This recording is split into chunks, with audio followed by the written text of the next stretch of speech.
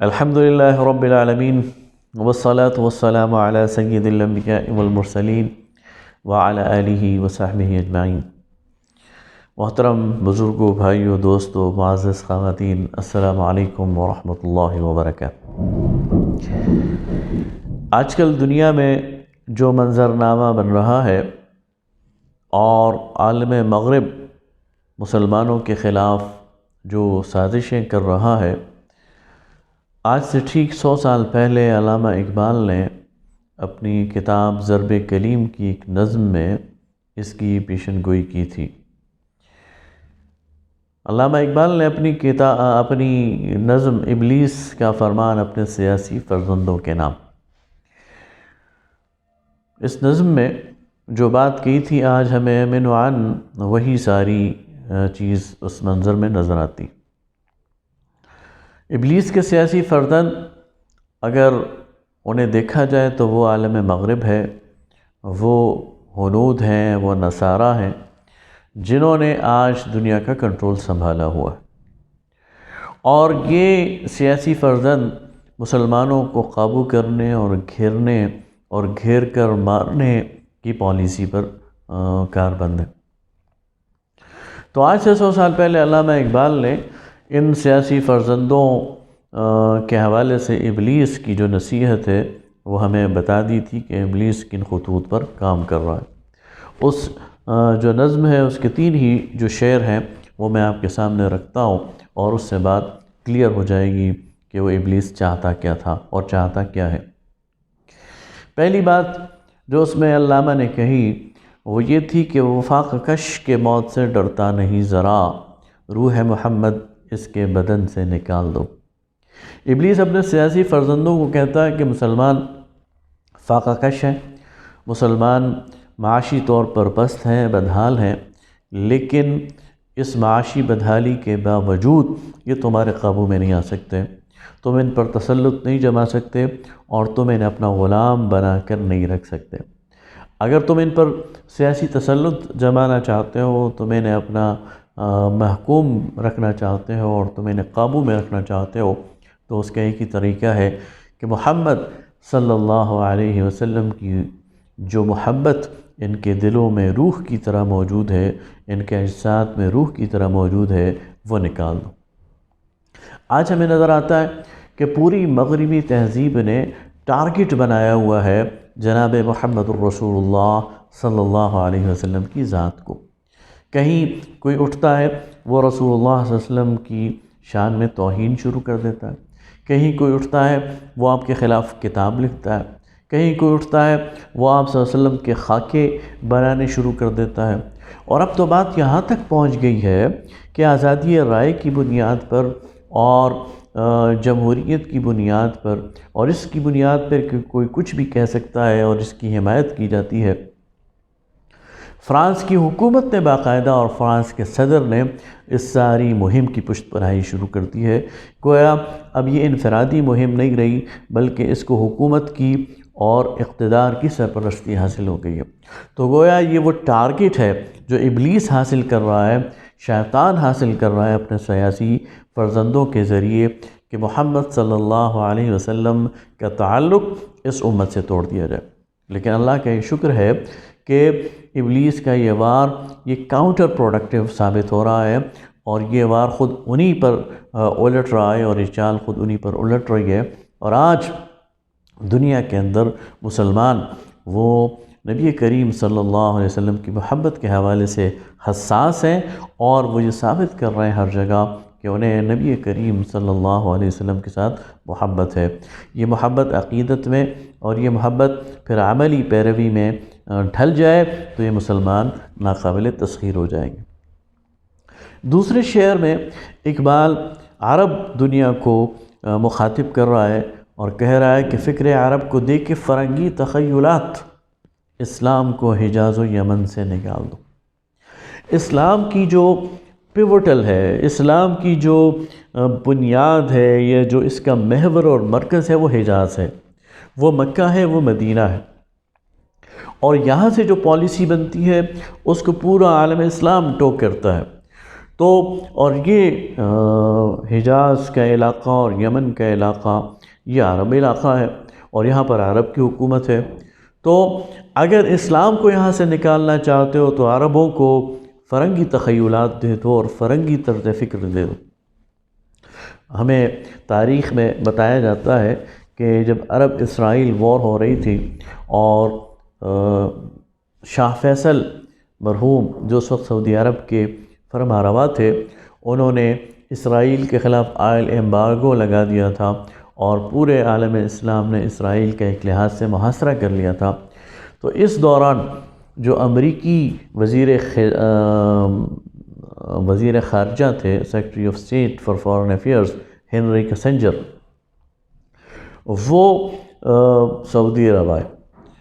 تو شاہ فیصل نے ان سے ملاقات کے لیے بجائے اس سے کہ ان سے ملاقات وہ اپنے شاہی محل میں کرتے، دور دراز صحرا میں ایک خیمہ لگوایا اور اس خیمے میں بیٹھ کر ہنری کسنجر کا انتظار کیا. دوسری طرف ہنری کسنجر کو اونٹ پر لادا گیا اور طویل مسافت کے بعد اسے اس خیمے میں پہنچایا گیا اور خیمے میں پہنچانے کے بعد پھر اسے اونٹنی کا دودھ دیا گیا اور کھجور دی گئی بطور میزبانی. اور پھر شاہ فیصل نے کہا کہ دیکھو ہم تو صحرا نشین لوگ ہیں،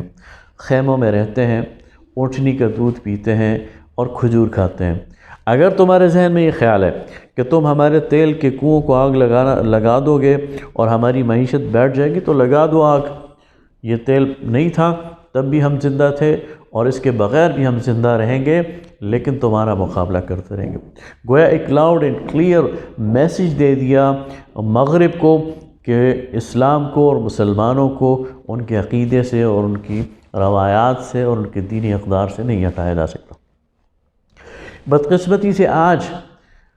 حکمران ایسے وہاں آگے ہیں جو ان فرنگی تخیلات کو اپنا رہے ہیں، جو ماڈرنزم کی طرف جا رہے ہیں، جو اپنی پوری سوسائٹی کو بدل رہے ہیں، جو اسرائیل کو تسلیم کرنے کی باتیں کر رہے ہیں اور کچھ عرب اسٹیٹس نے اسرائیل کو تسلیم بھی کر لیا ہے. تو یہ وہ چیز ہے جس کو اقبال نے ایک اور جگہ کہا تھا کہ وقت است کے بکشایم میں خانہ رومی باز.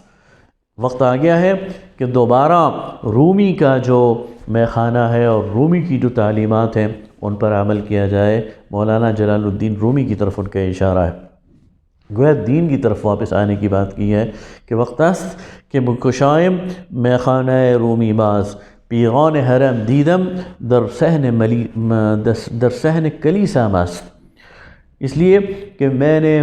حرم کے بزرگوں کو اور حرم کے شیخوں کو اور حرم کے حکمرانوں کو کلیسا کے صحن میں مست دیکھا ہے. یہی وہ بات ہے کہ ہم دیکھتے ہیں کہ حرم کے کوئی خطیب اٹھتے ہیں اور وہ اسرائیل کی بات تو براہ راست نہیں کرتے لیکن یہودیوں سے تعلقات استوار کرنے کی بات کرتے ہیں، اور عرب حکمران اٹھتے ہیں اور وہ یہودیوں کے ساتھ نارملائزیشن کی بات کرتے ہیں.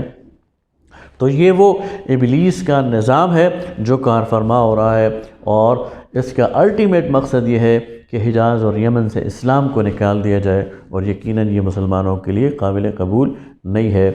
تیسرے شعر میں علامہ فرماتے ہیں افغانیوں کے غیرت دین کا ہے یہ علاج، ملا کو ان کے کوہ دمن سے نکال دو. افغانستان کے اندر اگر تم نے ملا کو کمزور کرنا ہے، دین کو کمزور کرنا ہے، افغان کی اسلامی روایات کو کمزور کرنا ہے، پختون کی اسلامی روایات کو کمزور کرنا ہے، تو ان کا جو رشتہ دین کے ساتھ ہے، ان کا رشتہ جو دین کے علماء کے ساتھ ہے وہ کاٹ دو. ماڈرنزم کے نام پر اور بے حیائی کے نام پر اور فحاشی کے نام پر اور مخلوط تعلیم کے نام پر اور تعلیمی اداروں کے اندر ایسا کلچر بنا دو